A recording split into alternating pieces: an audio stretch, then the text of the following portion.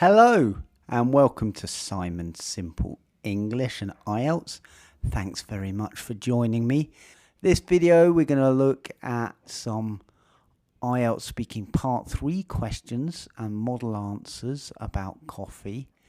And also in the middle we're going to look at some vocabulary, some coffee related vocabulary. Before we get started, I've got something very exciting to tell you.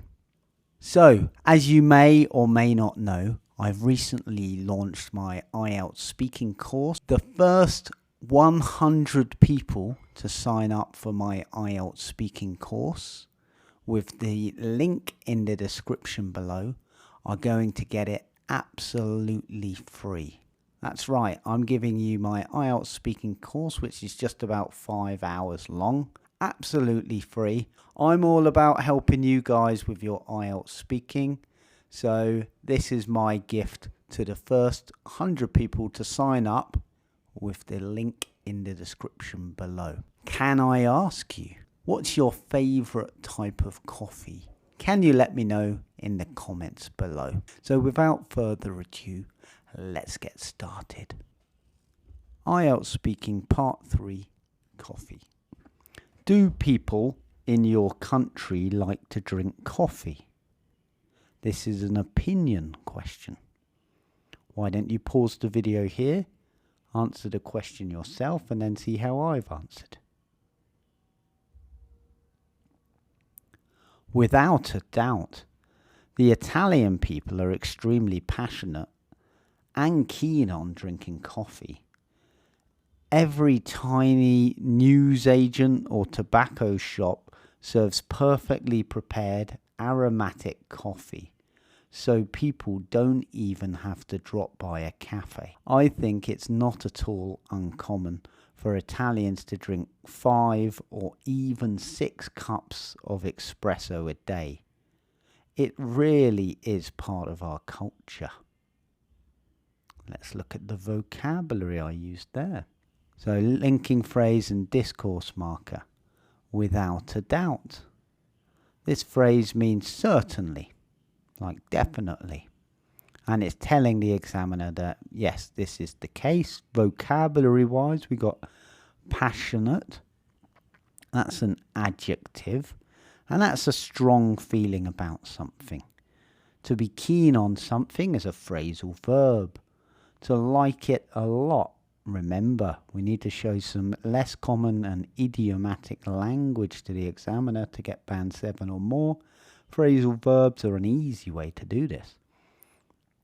Aromatic is an adjective, and that's having a pleasant and strong smell.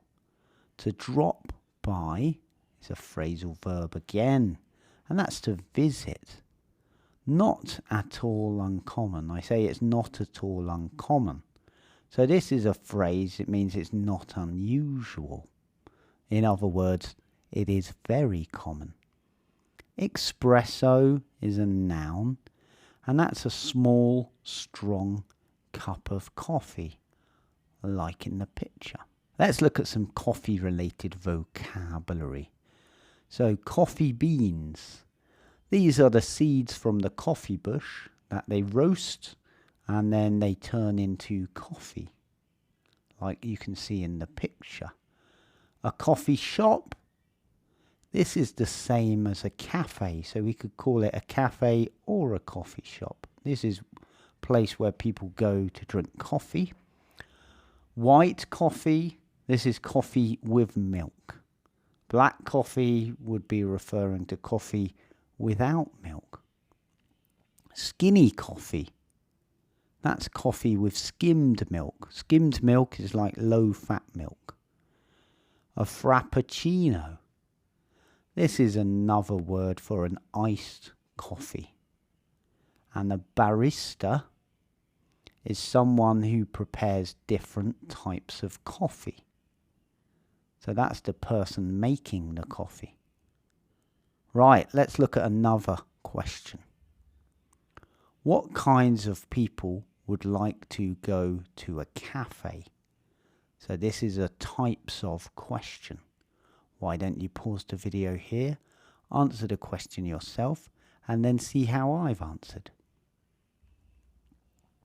I would say there is a myriad of people who frequent cafes, people from all walks of life really. Business people will often have meetings in cafes or even just drop in for a cuppa or a bite to eat.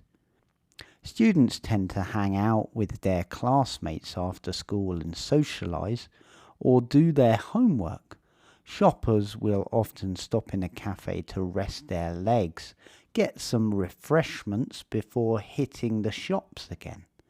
But at the end of the day, I think almost every type of person goes into a cafe once in a while.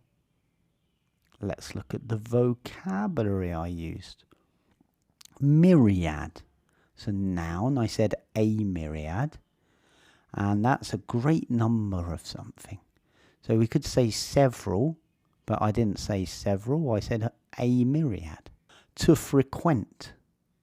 To frequent is a verb, and that means you visit somewhere often.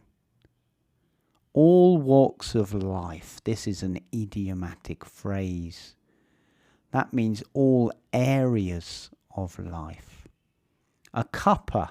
This is a noun. This is a short way to say a cup of tea or a cup of coffee. Would you like to have a cuppa? Would you like to have a cup of tea or a cup of coffee? To hang out, phrasal verb. Spend time together. Refreshment is a noun, and that's a light drink or snack. At the end of the day is an idiom, and that means in conclusion. This is a great idiom for speaking, for giving a conclusion about something, especially in part 3, but I wouldn't use it in writing. So, there we go. Those were my part 3 questions and answers about coffee. I hope you found it useful. Don't forget to hit that like button and also to check out my course. There's another video about coffee, which has more part 3 questions and answers, which is coming on screen very soon. Thank you very much for joining me. It's great to see you. Good luck with your Ielts. Good luck with your Ielts speaking. And I will see you again soon. Thanks very much. Bye-bye.